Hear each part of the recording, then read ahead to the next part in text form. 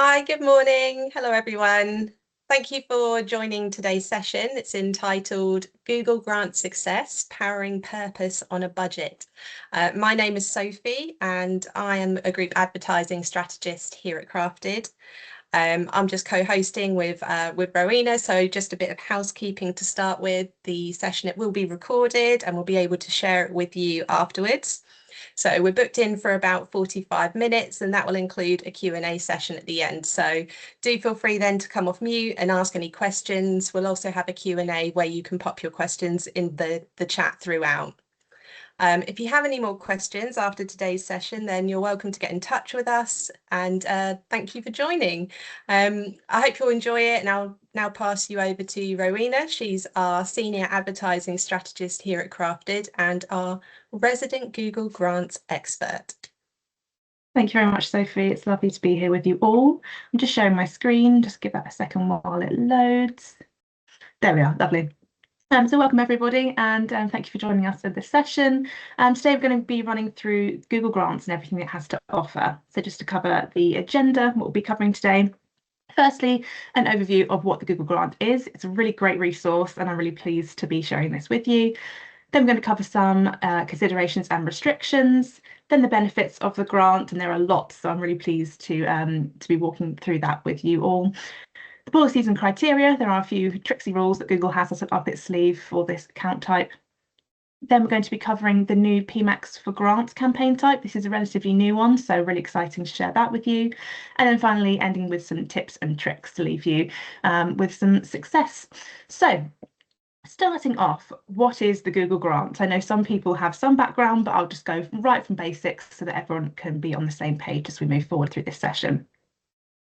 So it's free budget, brilliant news. Everyone likes to hear that, for nonprofits to spend on Google search ads. And you can use it in whatever way you like with those search ads. You can attract visitors, raise funds, educate. It's up to you how you use those, but obviously within the confines of the ad types that it offers, which I'll run through in this session. So that covers any traditional type of charities, but also non-profits. So we work with some clients such as MSF, Médecins Sans Frontières, Sense, World Vision, more of those classic charities that you would think of in a traditional sense, but also some other non-profits that are still a charity, but you might not necessarily think of immediately when you think of charities. So we have worked with a lot of cultural organisations as well. So as long as you're one of those organisations, you are eligible for the grant, and then you get the budget from Google. So really, really great resource. In terms of the funding levels, there are two types of grants that are in existence. You've got the standard, which is $10,000 a month, and then the pro, which is $40,000 a month. Now the pro is a legacy option, so unfortunately, if you don't have a grant already, you can't apply for the 40,000, which is a real shame, but it's just a newer set of ruling from Google. So it's the $10,000 that's now available from now on. But both are still a really great level of budget. It's not like any 10K is anything to sniff at, so definitely worth using the full amount as much as you can. That's the easiest way to think of the grant budget, is it's around 10K or 40K a month. But in terms of the reality of how that algorithm works, it's more based on daily budgets, just because of the way that Google is set up. That is based on daily budgets. So it's more like $329 a month if you have the smaller, or the 1.3K roughly per day. Now that's billed in dollars. That's just because Google is an American company. There's not a way of changing that, but you're not billed for it. So it's not like you have to worry about converting that into whatever currency you might be using, most likely GBP.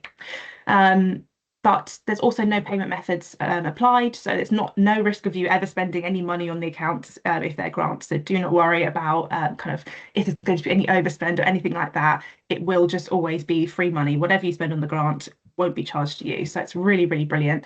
And I hope you all are using it or are thinking of using it soon.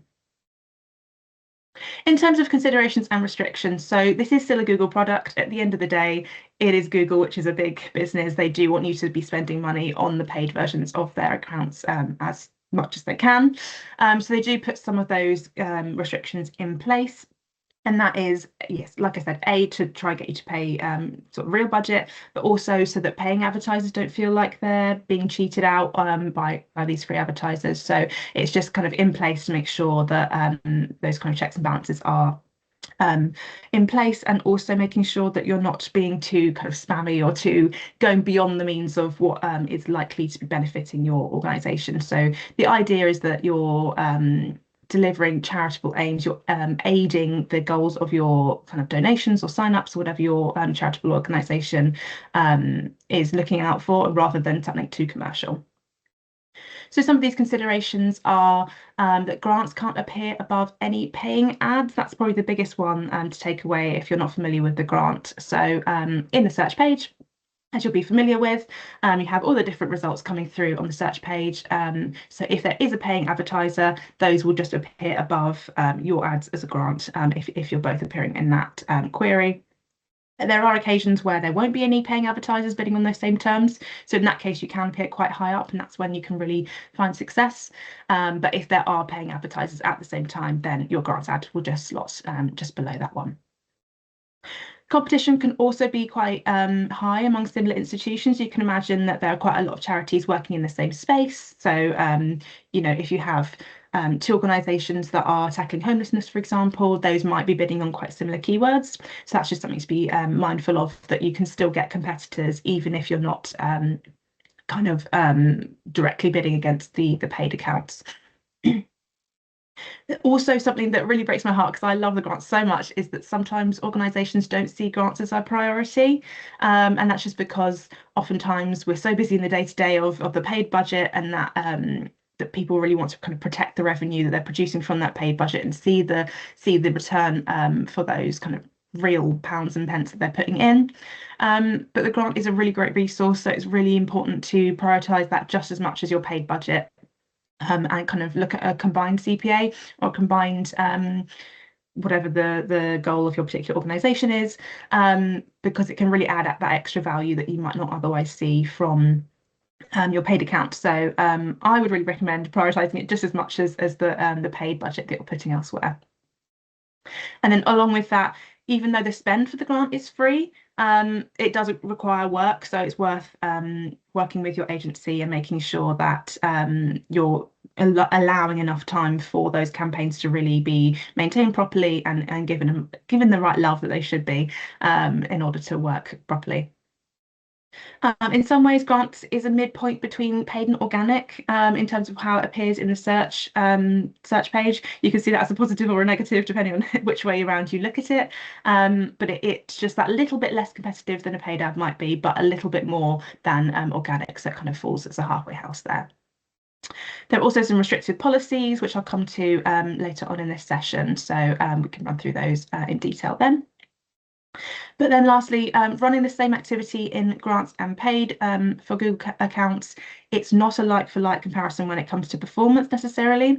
We've done quite a few tests with our grants clients of testing exactly the same landing pages, copy, budgets, duration, all of those things, testing exactly the same ads at the same time.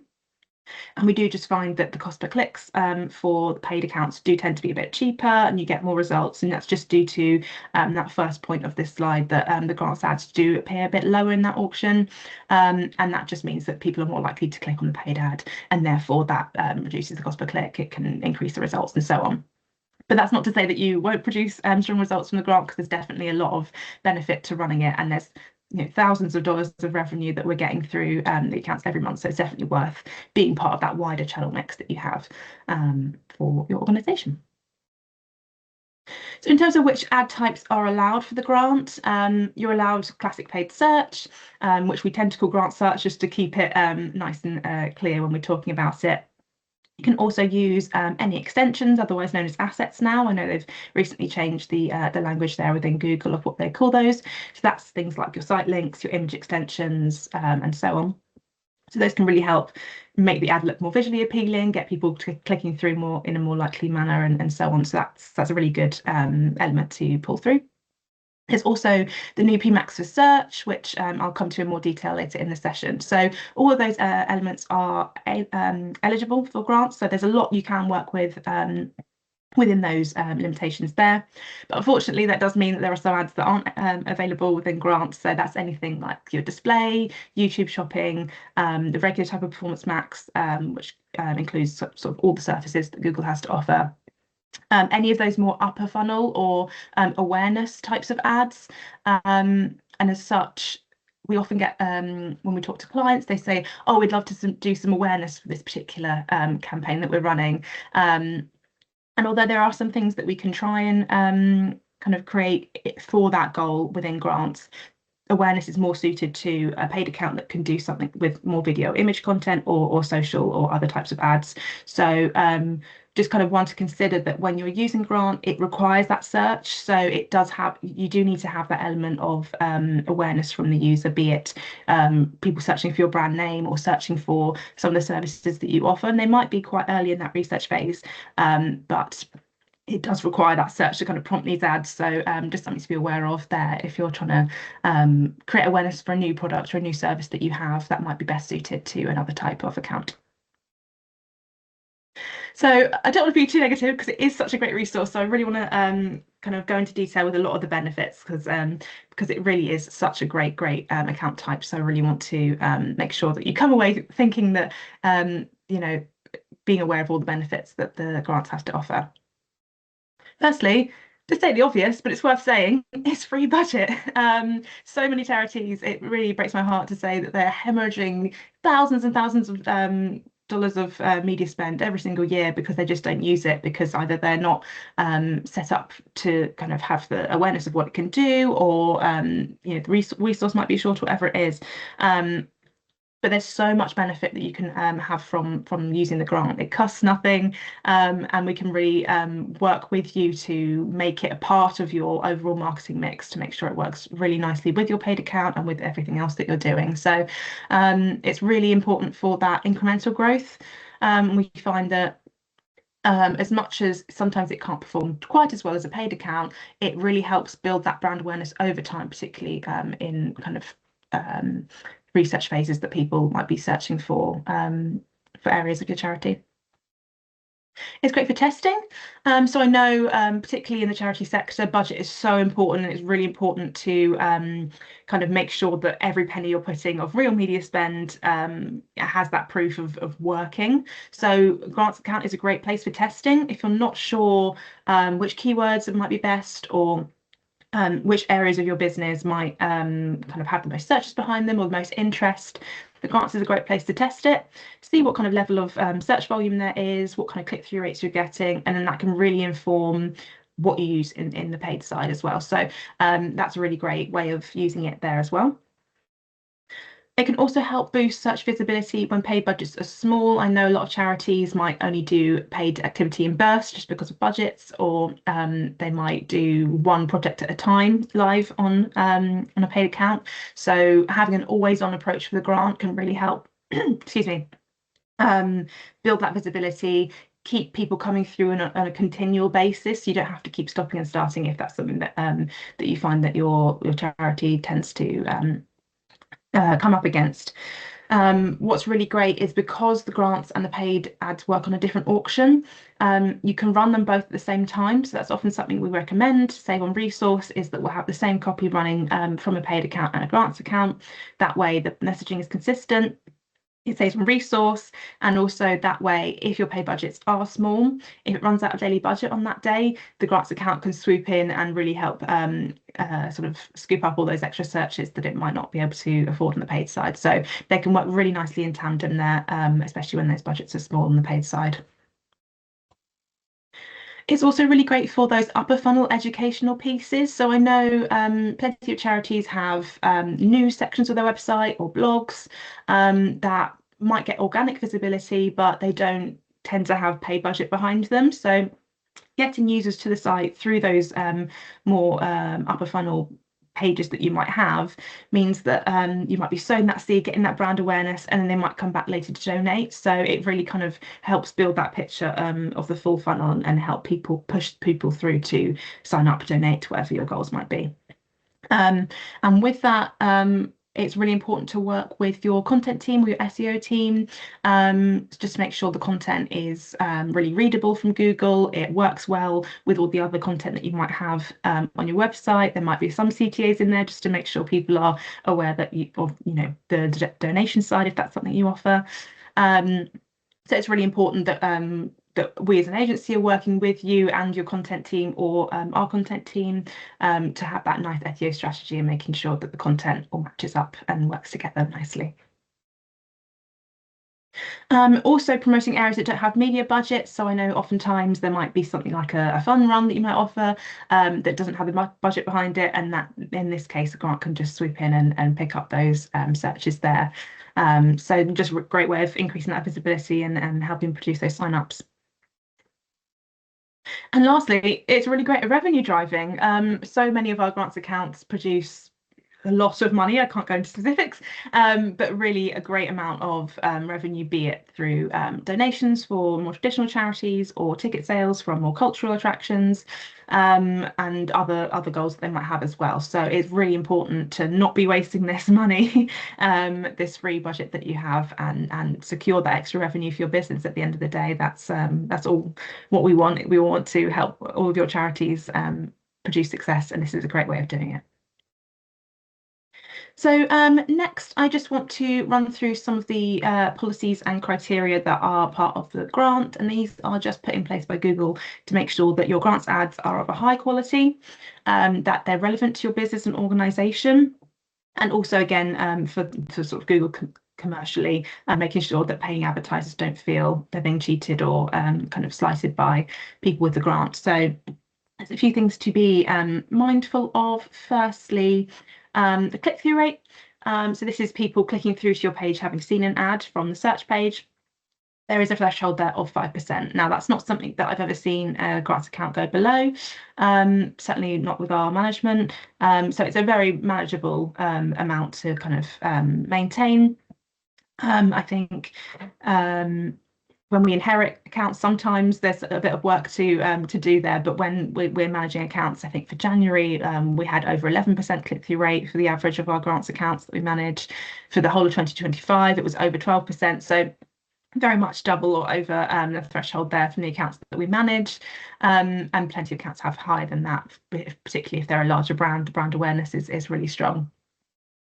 But one way of making sure that that click-through rate is nice and high is making sure you have a brand campaign in there. And that's just because people are more likely to click through when they know it's your website that you own. And that just makes sure that that click-through rate is secured and you're definitely within within this threshold. But we do like to bid on a lot more generics with grants, just because that way you're getting in new audiences and like I say, people a bit higher in that funnel. So for example, if you're an animal charity, you can imagine that there's quite a few people bidding on animal charity. So just being aware that that might have a lower click-through rate than a brand campaign. Excuse me.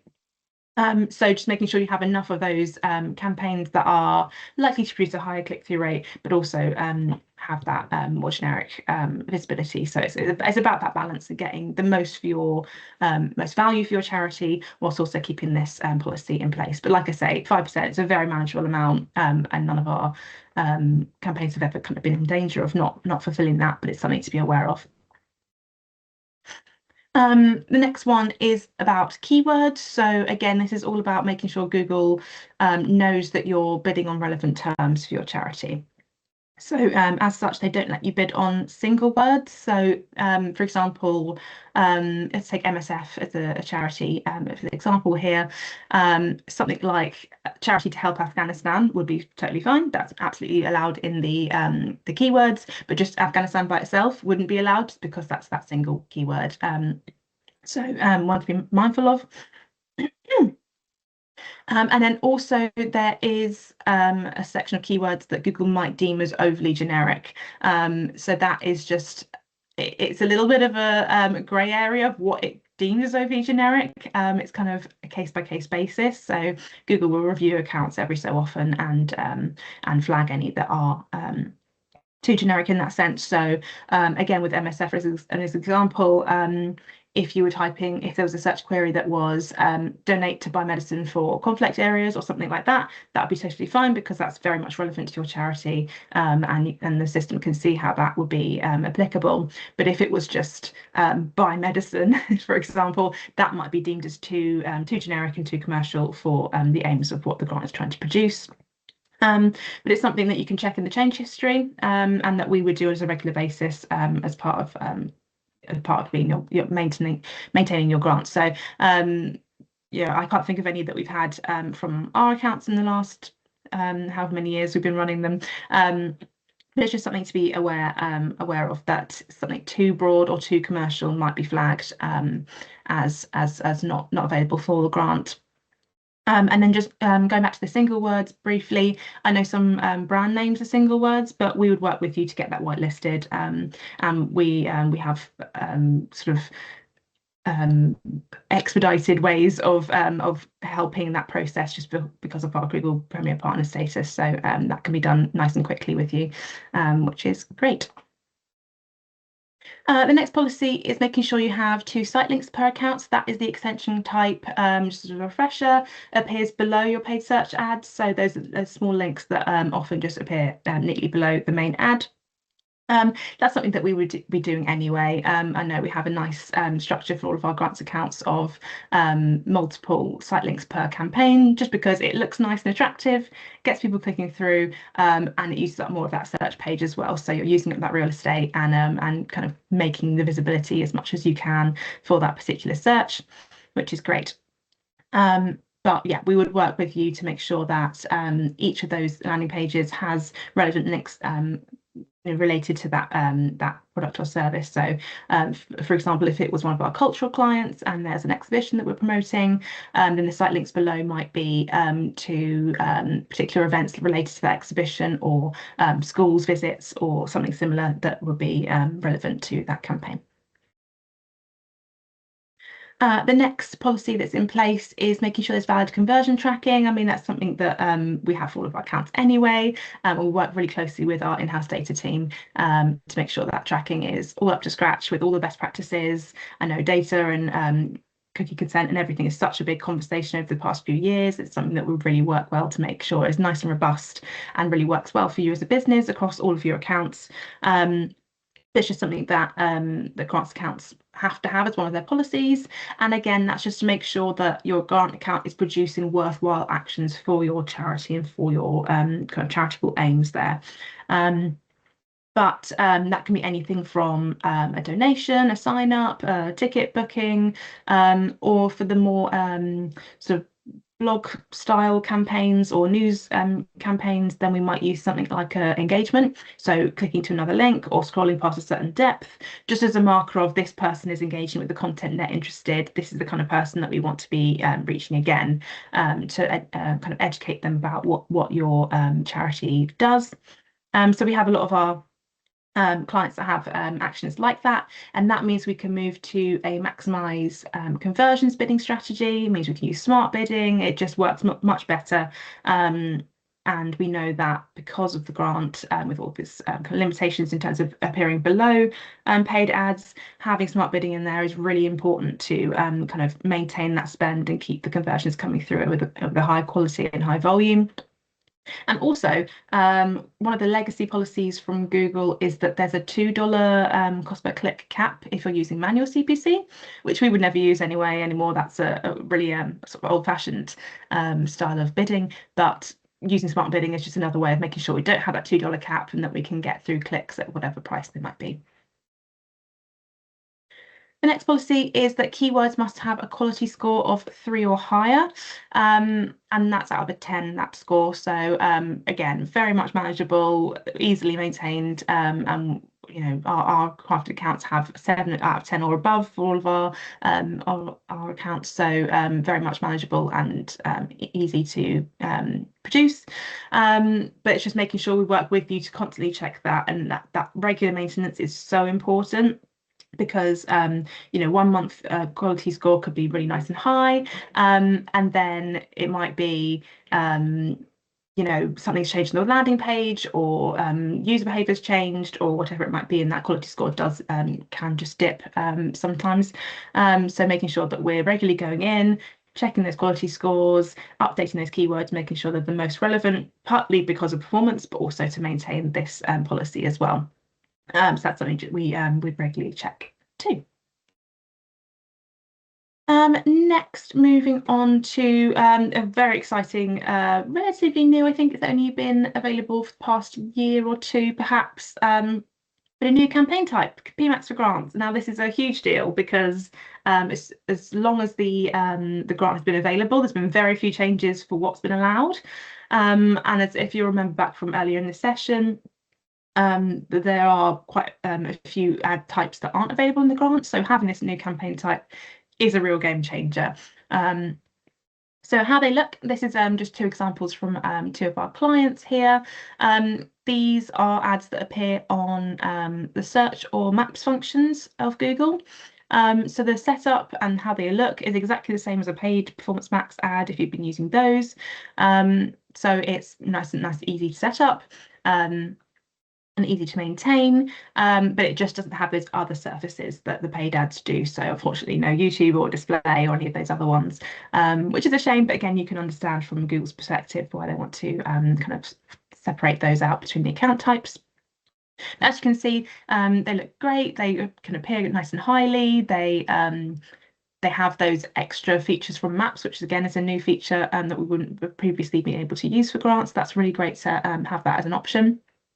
But also it has that level of increased machine learning compared to paid search. I mean, Pmax is just a wonderfully advanced campaign type that really does work well to produce that performance in the most maximum way, including the name, that can help produce those goals that you're looking for. So compared to paid search, it can really help to increase that performance for you. And part of the way it does that is it kind of goes a little bit beyond your keywords compared to paid search. So within a traditional paid search campaign, you would give it keywords and then it would match to search queries based on those keywords. But based on Pmax, it's more based on audience signals. So we provide a set of criteria that we say, this is what a user looks like that we think is most likely to cause success. And it will take those signals, it'll do a learning phase, and then it might go a little bit beyond those signals, just when it sees signals that it might that someone might convert who is just slightly different from what the signals we've given it, but as such it widens that net a little bit wider. So for something like grants where you're not putting sort of real budget behind it, it's really great to widen that net and capture as many people that might be interested in your product or service as possible. So that's really great. And it's also a really useful campaign type for when dynamic search ads are phased out. So as a quick reminder, dynamic search ads, you might have used them. Those are, instead of keyword-based paid search, they are based on the landing page. So Google will create keywords based on your landing page with what it thinks will be best to match to. So this works in quite a similar way in the sense that it's keywordless, but dynamic search ads are likely to be phased out shortly by Google. We don't have an exact date for that, but it's likely to happen. We keep getting prompts in the accounts to upgrade GSAs to Pmax, so it's likely to happen soon. We'll keep our clients in touch with when that happens. So in terms of those audience signals that I mentioned, that's really great because this is the first time that more than keywords are available for grants. So previously we wouldn't have been able to use any audiences overlaid, any remarketing or anything like that. But here we have a whole host of audience options for us to use to help the grant produce success. So we've got first party data, we can provide that as an audience signal, and that just tells the system these are people who have converted. Those are a strong basis to build sort of similar audiences or lookalike audiences from, to help give the picture of what a strong user looks like. You can also give it signals of interests or things that people have liked online, sort of based on whether they're in market or they just have an affinity for it. So that could be anything from they've given signals that they're a parent, or that they are interested in video games, or that they like nature, or whatever it might be that you're looking to kind of overlay with this campaign that you want to promote. You can also provide it custom URLs that you think, okay, people that have been on these websites are likely to convert in this one, so find people similar to that. And then also search themes, which are like your keywords that we use this as a basis and maybe go a little bit beyond those as well. So so there is a way of kind of covering all kinds of targeting that you might want to give the campaign as an indication of success. So lots more than just keywords, which is really exciting. And again, opens that net nice and widely, spends a lot of the grant, produces a lot of results. So it's all a win-win. Now, we've done a test for some of our clients based on the grant and using it for sort of traditional grant search and then grants Pmax. And as you can see from these graphs, these are promoting the same landing page, same product or service. This is for one of our cultural clients. And this was a 4-month test over one of the key periods for revenue driving for that client at that time.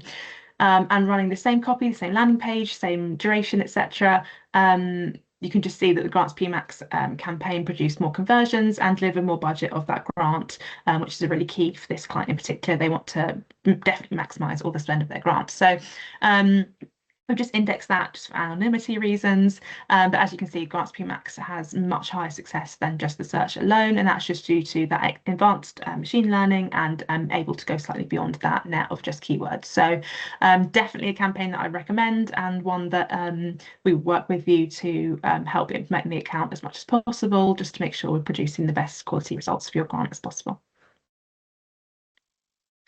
And finally, I just want to end with some tips and tricks. As other clients, you'll be familiar with a lot of these anyway, but just want to make sure that everyone's kind of up to date with how our best practice might look when we work with you.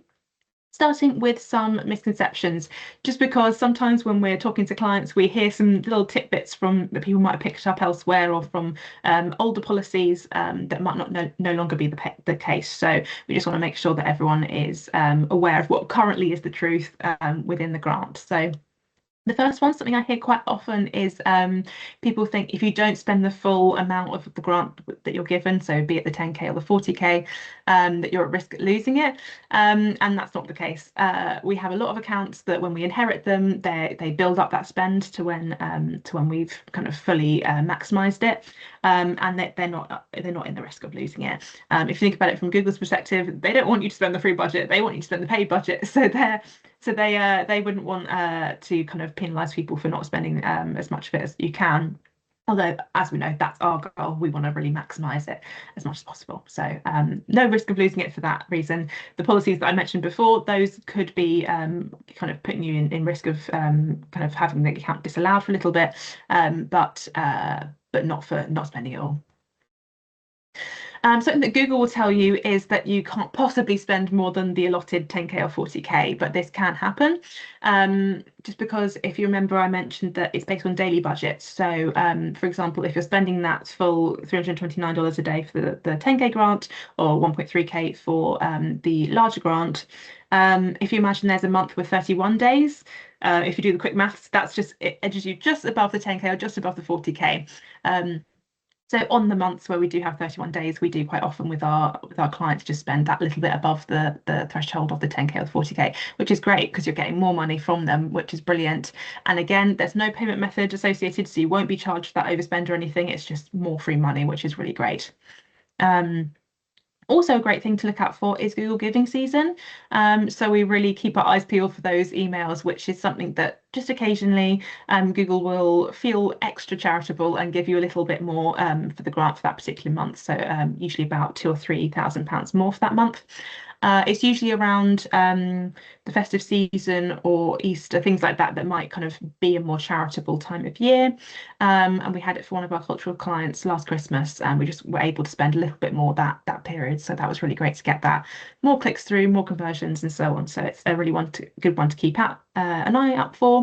And one that we would work when we get that email to say, oh, we've got this extra money, we'll work with you to say, okay, how do we strategically use this? What are the best areas to keep pushing compared to just keeping each campaign running as usual? So I mentioned before that no single word keywords are allowed, but like I said, we would help you get your brand whitelisted. So that's an exception to that. There is also a list of exceptions that Google gives as some keywords that you can use as single word keywords, but I would take that with a big pinch of salt. Those are very broad keywords. It's words like charity or donation. So they're very kind of broad, and although not many charities might be bidding on them, so you might get a couple of clicks here and there. I could imagine that those are very competitive. The paid accounts are going to be really high on that search page compared to a grants account. And just strategically, it wouldn't be what we recommend.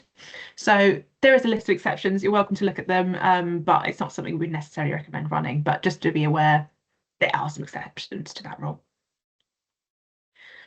And then a lot of people as well have this idea that you don't want to be bidding on the same keywords or terms for grants and paid because they think it might increase CPC.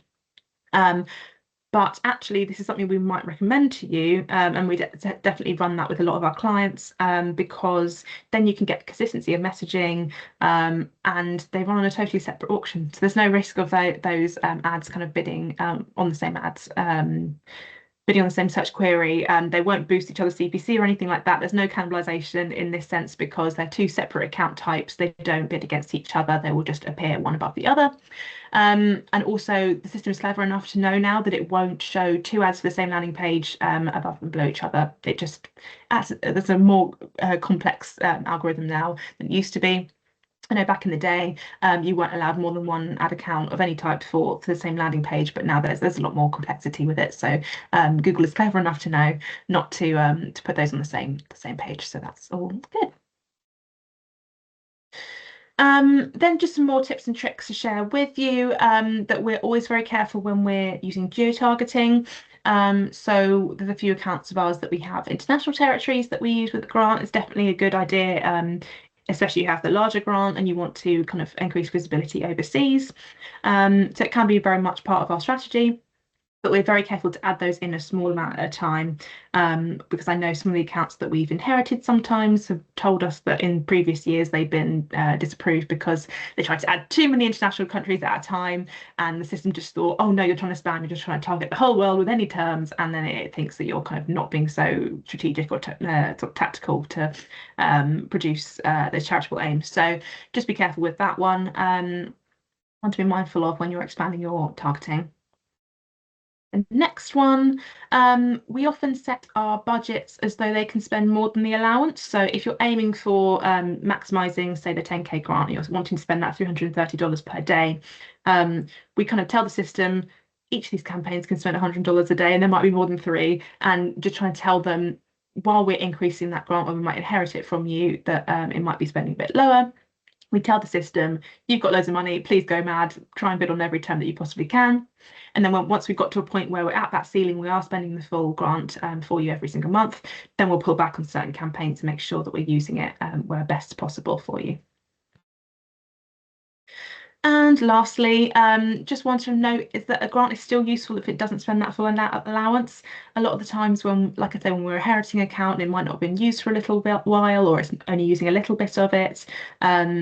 The clients are really keen to make sure we spend as much as possible. And whilst we have that same aim, and it'd be great to spend as much as possible, it's all about what that value is for you at the end of the day. And we do want to spend this money as though it is real paid budget as well. Just make sure that we're using it tactically.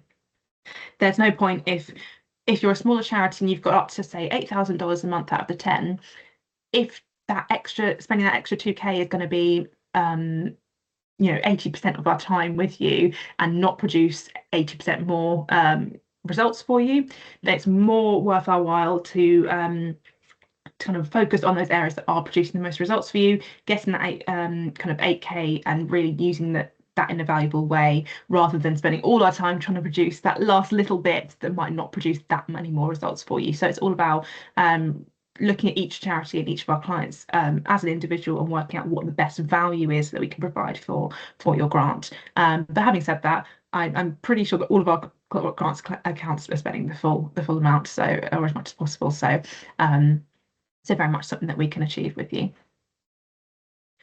And on that note, I just wanted to share some results from one of our grants clients that we had. This is a $40,000 grant that we maintain. So that first column there on the left is the 6 months before grafted management, and it was spending between $15,000 and $20,000 a month. So still producing quite a lot, but not the maximum that it could be doing. And then the last 2 years of crafted management, we're very much on that $40,000 a month. Most months we're kind of at that or just above, but then just with some months that have fewer days, so it'll just be shy and bring that average down. But there's been no time in that 2 years that we've been below sort of $39,000. It's all kind of very much touching that 40. So that's just an example of how we've increased, how we've used a wider strategy. We've brought in areas from all over their website and different areas to promote that they might be interested in. So it's a mixture of blog posts and donations and sign-ups, all the different areas that client covers. Creating a larger strategy with lots of campaigns, and then over time refining that and working out what the most value can produce from the grant, pulling back on some areas that can be produced elsewhere from organic. Again, that's where we work really closely with our content strategy team and making sure that, okay, organic's really strong here, maybe we pull back on the grant and we just work out what's best to produce with this budget that we have with you. So it's a really collaborative process, working with the client, working with our SEO team, with our data team, and working out what the best results we can produce for the client is. So really happy to share that with you. Now I think that is where I finish. Yeah, absolutely. I mean, thank you, Rowena, for going through that. There's an awful lot of detail in there and a lot to think about in how we can shape and pivot the strategy for some of these grants accounts. So thank you very much for going through it. And everybody, I appreciate now might not be the time where you might want to ask questions, but if you would like to get back in touch with us for anything that sort of piques your interest afterwards, once you've had that tea or coffee, then please do. But, thank you again for joining us today. And we hope that you found it really useful. Thank you all very much for coming. Thank you.